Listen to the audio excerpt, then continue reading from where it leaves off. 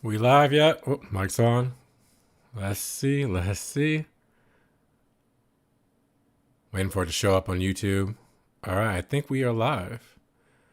I think we're good. Let's wait for a couple people to hop in real quick before I get going. Cause I know I'm always doing these live streams just sporadically, so hopefully you guys can hear me. Hopefully get some people to jump in because we are talking about Maserati's new electric SUV. Well, not electric, hybrid SUV. So let's see who all hops in here. Make your name known in the chat. Let me see what's going on. What's up, Dark Horse? MSRP? I'm not sure. I don't know. We'll see. We'll know in what, roughly about 15 hours? 16 hours? We'll know. I want to get you guys this kind of first thoughts on what you think this thing's going to be like. My views, it's going to be specifically what the Ghibli hybrid is, but I'll get into that in just a second. But what's good, guys? Hopefully everybody has been having a great weekend. Hopefully you guys have watched the race. I kind of waited to stream until, the race was over so I could talk to you guys because I know everybody was watching that. In Imola, Italian race. Obviously, all my Italian subs are going to be watching that race for Formula One, Alfa Romeo. So I want to wait a second, get everybody in, give people time to, do what they need to do after the race and then hop in here with me. So definitely want to say what's up. I should probably, let me post this on my Instagram real quick so everybody knows I'm live.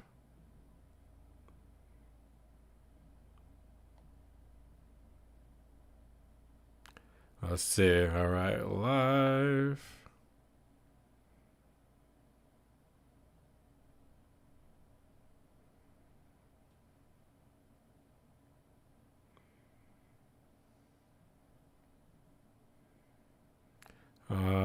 Put live there, then link in bio. Here first. Save that. All right. 75,000 maybe. That's probably a pretty good guess there. 75,000 for the MSRP for the Levante hybrid. Let's see. All right. So I'm posting on my Instagram that I'm going live right now because I want to get you guys' thoughts. Really, the first big Maserati premiere we're having this year is this Ghibli Levante hybrid. So kind of wanted to display that. Oh, see, hold on. Let me pause that. All right.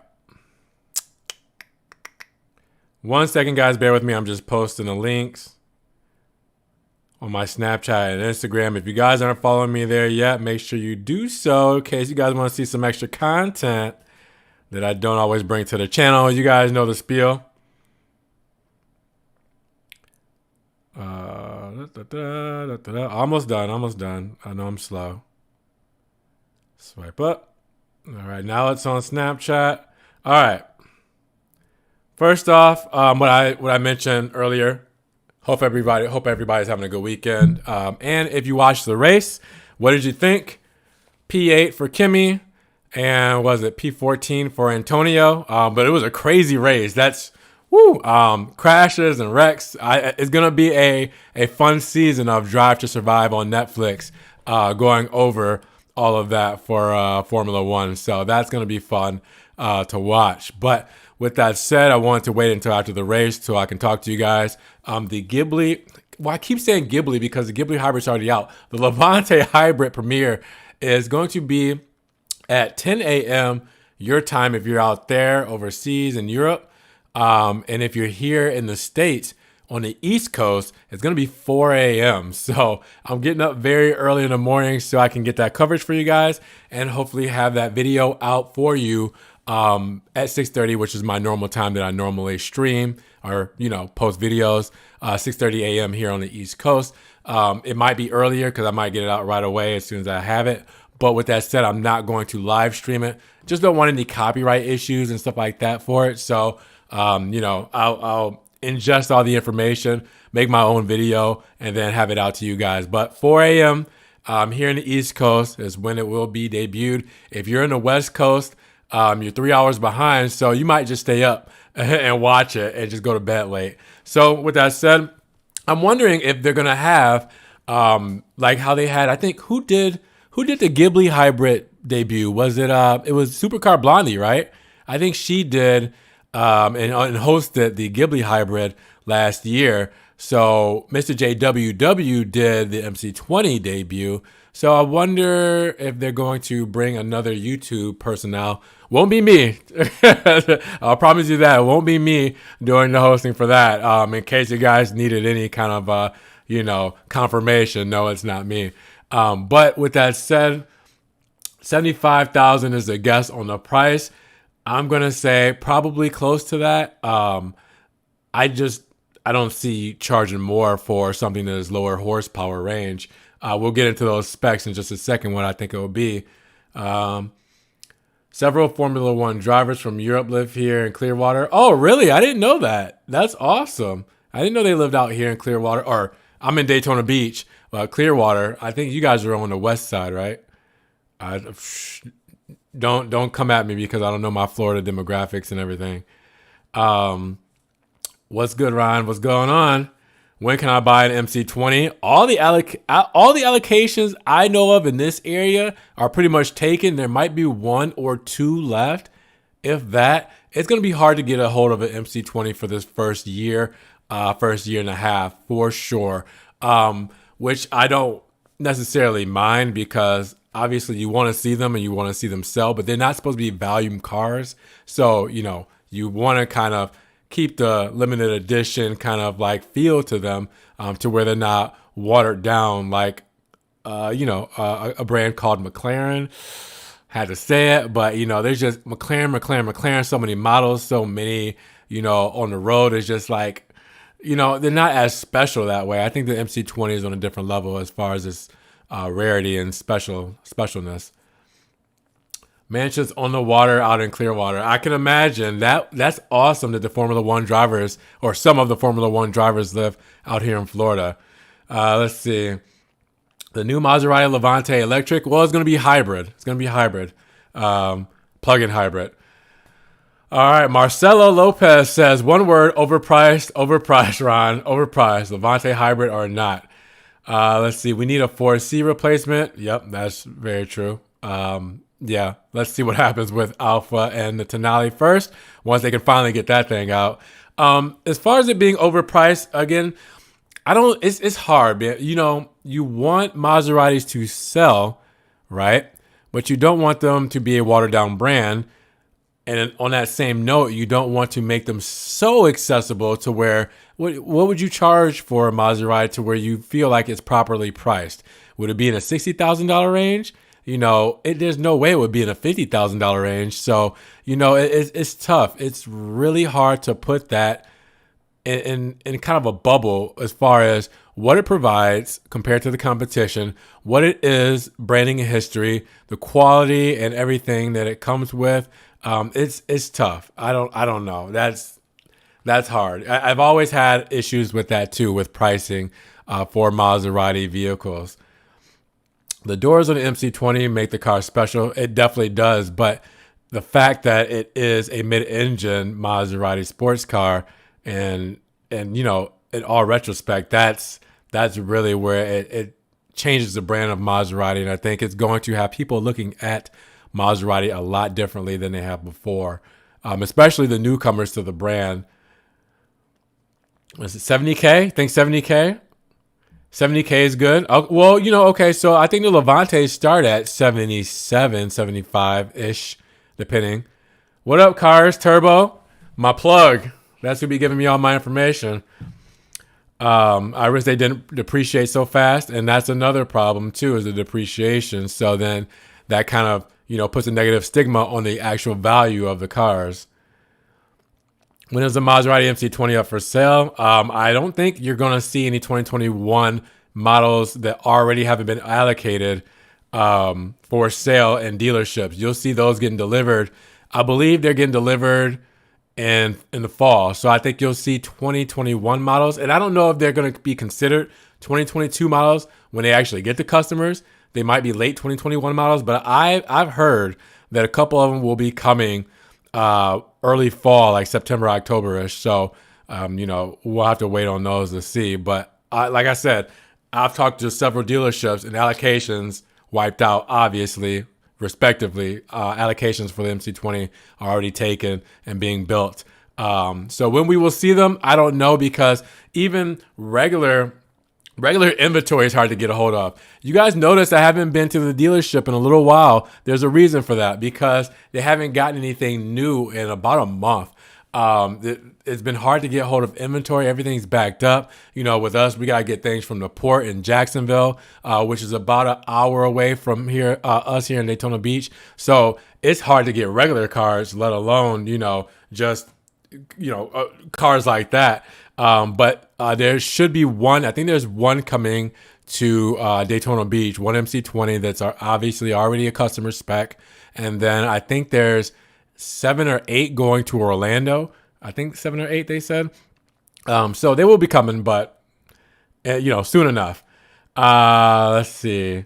Tenali is hopeful so long as they don't underpower it. And I think that's what Jean Philippe was kind of trying to do, is make sure that it wasn't underwhelming, and when you make us wait for so long, you definitely want to give everybody that wow factor. We're coming off of the Giulia GTA and GTA M, so to go to that, to a crossover hybrid SUV, it's kind of like underwhelming in a sense, but what it has to offer is new technology, all right, new styling, and just kind of overall what Alfa Romeo is kind of doing to their design language for the future, which we'll get the new product roadmap in October. Normally they do it in the fall. And we'll see what Alfa plans on doing with the merger with Stellantis and what they plan on doing for the next few years. So I think the Tonale is going to be the first one to really kick off that tech and new design language and just the overall Alfa Romeo brand. True mid-engine. Yep, true mid-engine for the MC20. 190 what? Is that 190L? Levante S for $75K. Yeah, so Levante starts around that. They're priced about 12 to 15,000 over, looking at the depreciation. I think depreciation definitely plays a big part in, the, overall pricing on these cars. What up, Dominique? Still got your Kia Stinger? I still got my Stinger. Yep. I got like 18,000 miles on it. Way under than what I should be driving, because it's almost 2 years old and I only have 18,000 miles on it. So I drive way less than 1,000 miles a month. MC20, be patient, folks. 2022. Yeah, definitely. It'll be late 2021.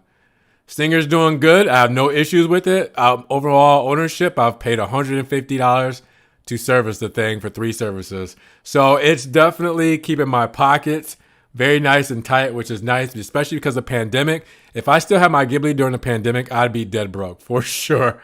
Because that thing was needing new tires. It was coming out of warranty, so I would either had to do an extended warranty.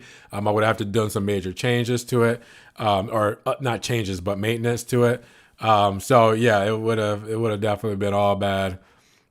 Are you getting one of the MC20s? Nope, I am not there yet. Okay, so interesting fact for those that are here today and listening to this, our Maserati trainer, when I was at that dealership about 2 years ago, his name was Carlos. He no longer is a Maserati trainer, but he said that the average net worth or income or whatever it was of the Maserati Gran Turismo owner was $800,000. All right, so the average GT owner had a net worth of $800,000. If you guys look at me and think that I am worth $800,000 to even, be in that realm to get a new Gran Turismo. Now, I know that's not true all around the board, but I'm giving you some perspective here.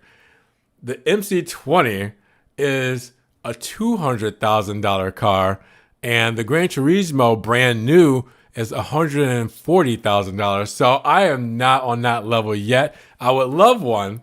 All right. But I have to start a little bit smaller than that. Okay. So my next car, I want to be above a Ghibli, but it's definitely going to be below an MC20. So, I'm working on it. But again, the pandemic just really hurt the pocket. So I'm glad I have my Stinger for that whole mess. Yeah, so you got to have 300 horsepower overall for the Tenali. I agree. Easily over 300 horsepower. It better have the same tech as the Porsche Cayenne. I agree with that too. Stinger is cheap and fast. Very. I followed you on Instagram last week. Oh, that's what's up. Appreciate it. Tenali with the 2-liter mild hybrid, 330 horsepower. Going to be a good deal. You got to listen to this guy. Cars Turbo. He definitely gives some good information. All right. So, yes, net worth and income very different. But what I was trying to say is, because I don't remember if he said net worth or income.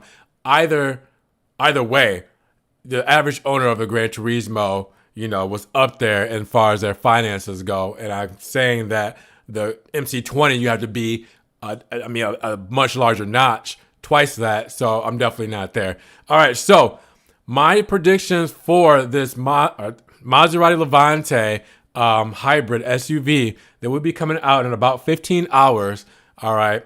Same as the Ghibli hybrid. If you see in the teaser video that's been replaying on the side of me, it's going to be the same gray or, Grigio color that the Ghibli hybrid came out with. It's probably going to have the same blue accents. All right. Overall, on the spear, the trident, and, on the script and all that kind of stuff, the little blue accents that it has. Same thing there. It's probably going to have the same black with blue stitch interior. And with the Ghibli hybrid, I believe it was 48 volts for that. 48 volts for the battery. Twin turbo 2-liter 4-cylinder. What was the specs?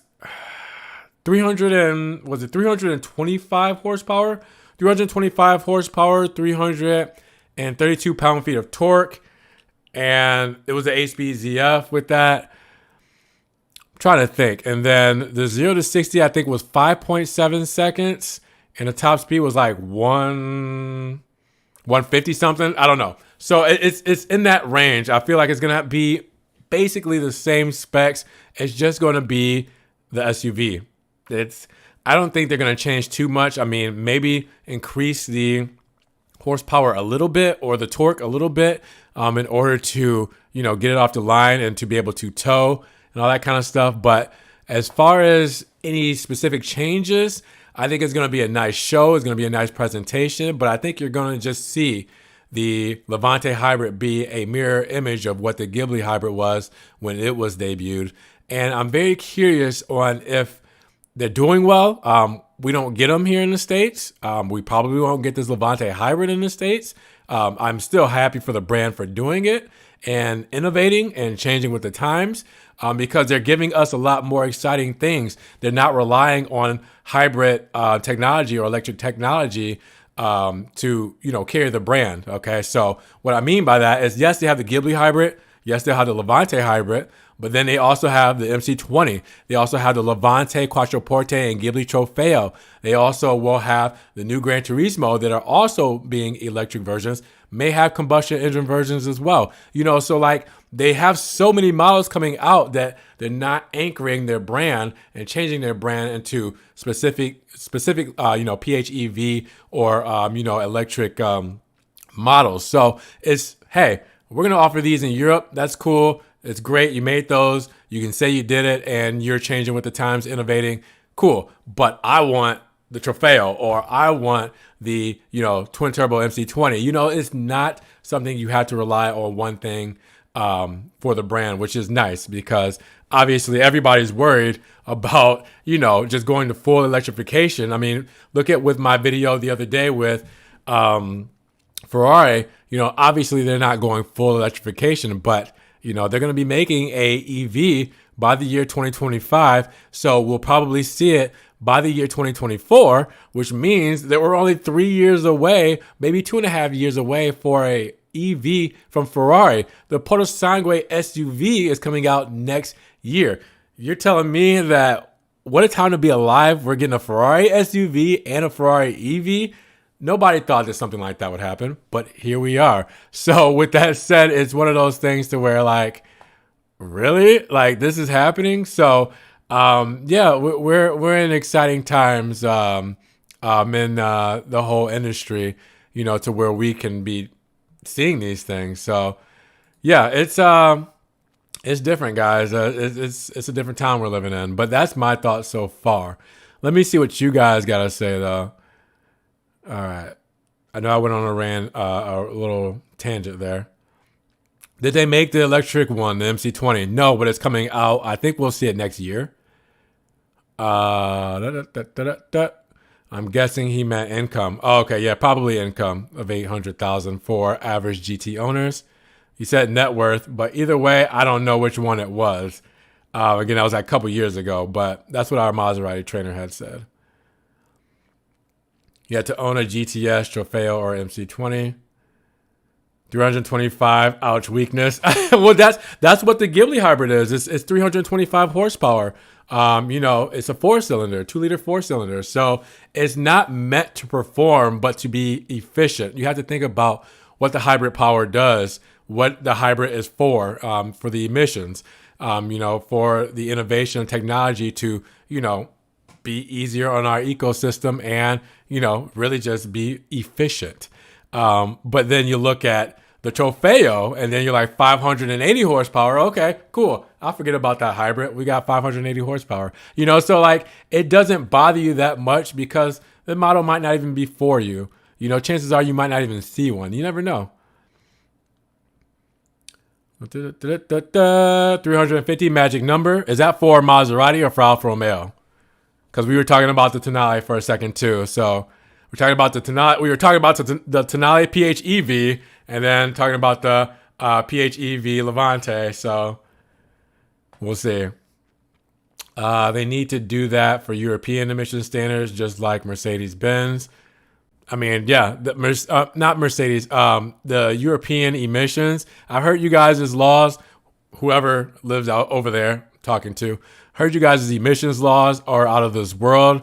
So a lot of brands and manufacturers are pretty much being forced because of the, you know, EU, and really that's what's changing the whole car industry and shaking it up is the Europe standards for emissions, and that's why we're getting these kind of models. So if you guys can touch on that, if you live over there, can touch on that, I guess, of really what your standards are and what your emissions are supposed to be like over there, why it's making everything change and making brands really just kind of rework their DNA. It's poo, not even a proper hybrid. 2-liter 4-pot will sound whack. Okay, so again, what does the Ghibli hybrid sound like? I can't imagine it sounding great. I still need to hear the MC20 in person, but with that twin turbo V6, it doesn't sound to me, at least on video, as raspy and aggressive as the Ghiblis or the Levantes or the Quattroportes that are twin turbo V6s. So it definitely sounds like Maserati models are definitely going to be a little bit more tone deaf when it comes to the exhaust. And it's inevitable in a sense. You can't make cars that are hybrids or that, you know, I guess aren't supercars. I'm not talking about, you know, LaFerraris or P1s, you know, but cars on those kind of levels sound super incredible. So you kind of have to sacrifice something there. So that's my thought on that. Let's see. Just got a 2021 Levante. Thanks for the content. That's what's up, Michael. Congratulations. Gas mileage is the only bad thing I see. Yeah, I mean, and you're going to drive that thing spiritedly because out of the range, I think the Levante sounds the best between the Ghibli and Quattroporte twin turbo V6s. So congrats. Let me know what spec you got. Entry Tonale or even Stelvio or Giulia, 350. I agree. I told you guys with the Giulia and Stelvio for 2021, shouldn't have been 280 horsepower still. They could have easily made it 300 flat at least. and I would have been happy. I pray the Grecale is launched on time with a decent interior. The Levante shows so much promise and potential. I hope the Grecale, it seems like it's on par. We've seen so many of them testing now. It seems like it's on the way. I've seen more and more pictures that I've gotten on my Instagram that people have sent me, but I haven't seen any interior pictures. That's the kicker. No interior spy shots of the Grecale yet. As soon as I get some, I'll definitely send it to you guys, so you'll have it right away. But yeah, I'm hoping so too. I don't know if Maserati plans on completely switching the interior for the Grecale, because they've done like, blocks of changes, but they haven't changed like the seating design in a while, or they haven't changed like the door panel design in a while and stuff like that. Really what you saw for this year was the MIA system, was a few changes to the center console and the speedo and everything. That's where your change came from. But I don't know if they're going to have the same design language for the Grecale. It's very interesting. So I can't wait for those spy photos to come out. The Levante hybrid in the U.S., I don't think it's coming in the U.S. I mean, I haven't heard word that it's supposed to. So with that said, I'd be very surprised if it did. I don't know if there's a need for it here, which is why I haven't seen the Ghibli hybrid here, but I don't know. If the Levante comes out with an entry-level model, mid 300s BHP, under 70K, that would sell. You're right. Does the Levante need another model? Well, we heard that the Levante is coming out with another model, but it's more of a refresh that we're supposed to see in 2023, I believe. As far as a smaller model, I think the Grecale is supposed to be the smaller model. Oh, okay. You said the Grecale. I should have read the next comment. You said, sorry, Grecale. Okay, that's what I said. I think the Grecale is supposed to be the smaller model on the Giorgio platform from the Stelvio. So I think that's a smaller, smaller baby Levante. Let's see. The MC20 sounds good. I'm going to take your word for it. I need to hear that thing in person. And as soon as I do, it will be on video for you guys. And I'll give you my thoughts on it. But yeah, the V8 sound is heaven. It is. I kind of wish they came out with an MC20 V8. That would be like a Trofeo model of the MC20 or something like that. That would be dope. Grand lesson. Oh, okay. That's your spec. Okay. You got that blue Nobele? Blue Nobele, am I saying it right? Blue Nobele, which is the sparkly blue, or is it I'm trying to remember my colors. Shoot. I think that's the sparkly blue, like the super sparkly one. Alfa Romeo Giulia QV still in the king of sports sedans? I think so. A lot of other people think so. Not everyone thinks so, but I think that the Giulia QV is definitely doing a lot better this year for the 2021 model year as far as reviews and critics as it's done in the past. For good reason, though.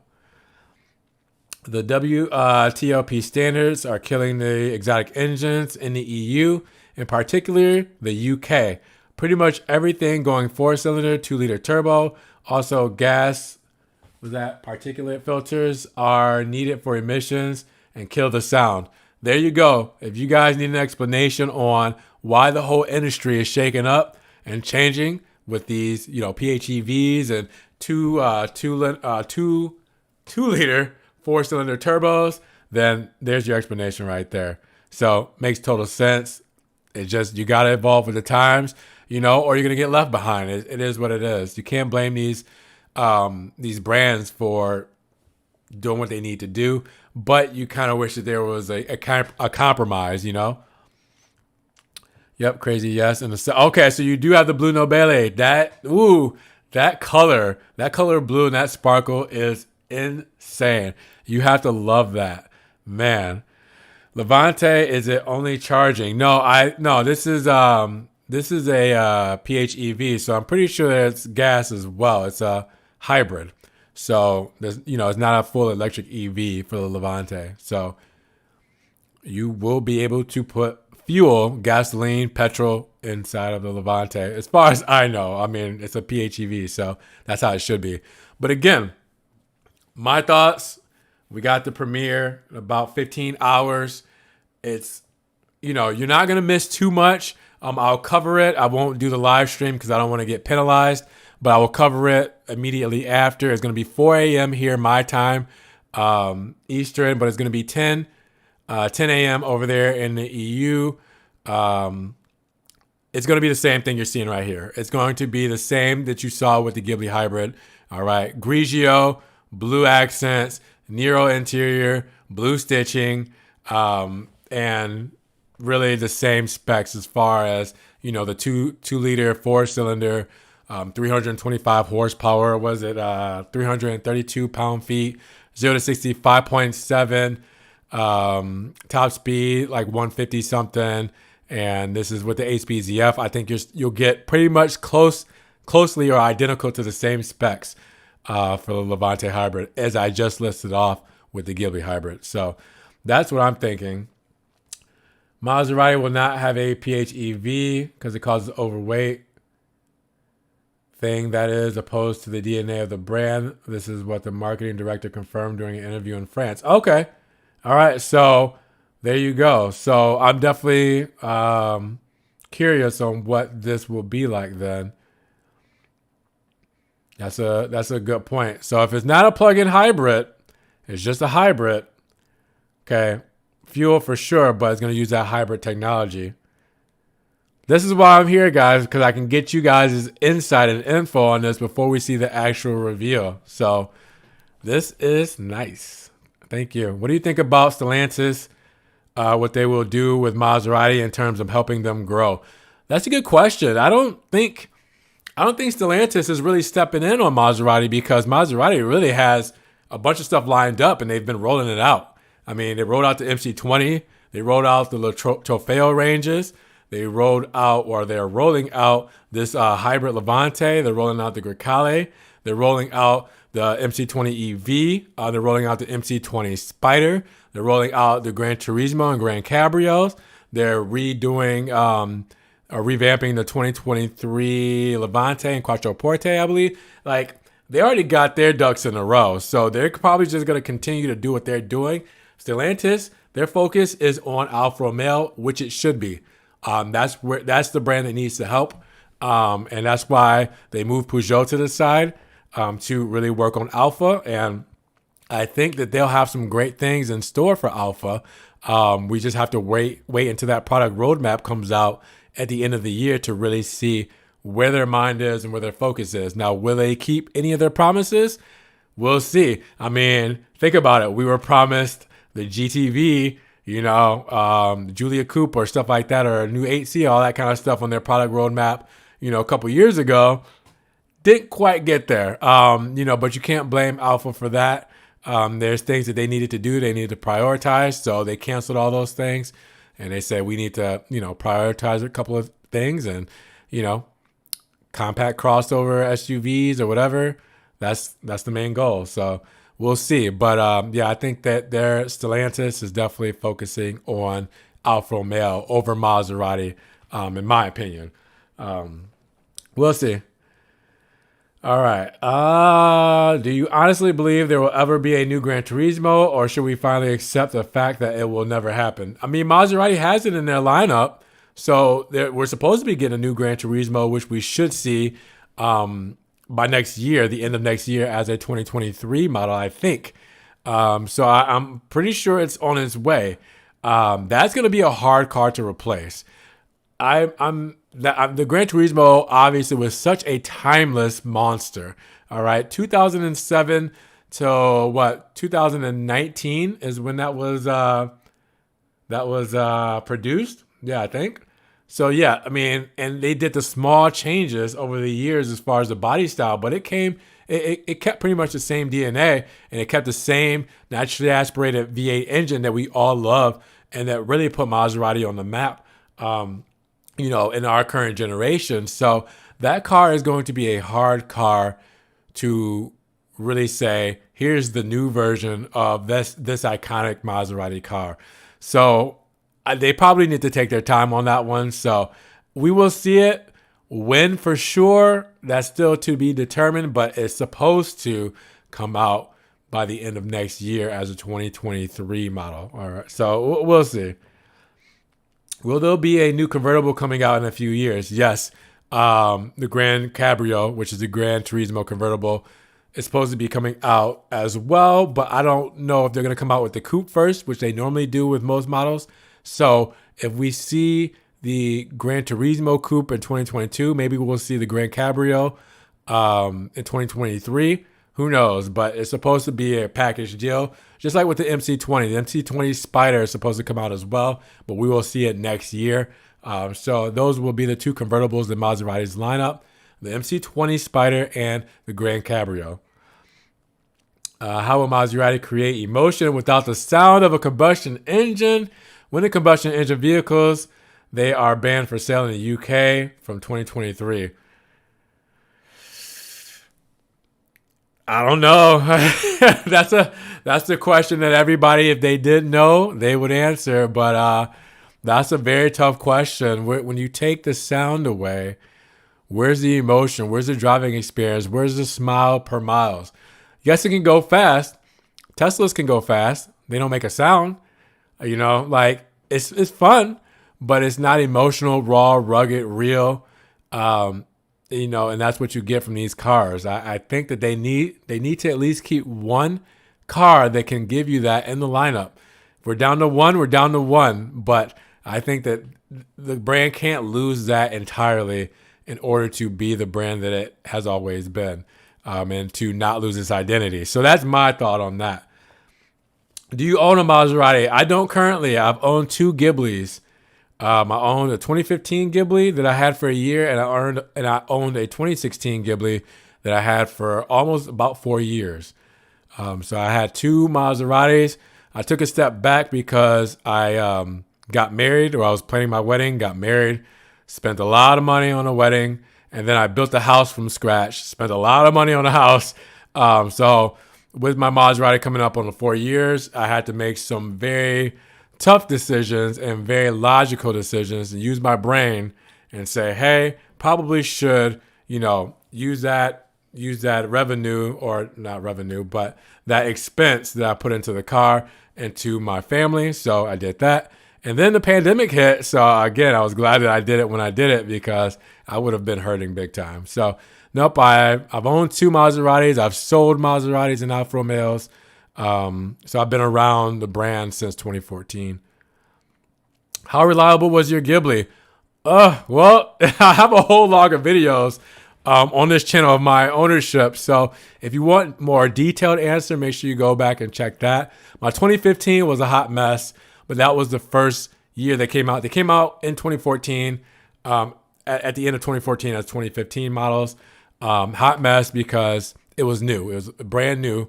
And I had that thing in the shop for maybe close to 3 weeks out of the first 4 weeks I owned it. So much so that Maserati paid for my first month's payment, because I barely had the car, because I had a lot of issues with it going into lit mode, spark plugs, all that kind of stuff the first month. This was back in January of 2015. And after that, they flew somebody over from Italy to actually look at my car, and help fix it and all that kind of stuff. But I've had plenty of issues with my 2015, and then several with my 2016. But they've got a whole lot better in that past 5 years, compared to now and then.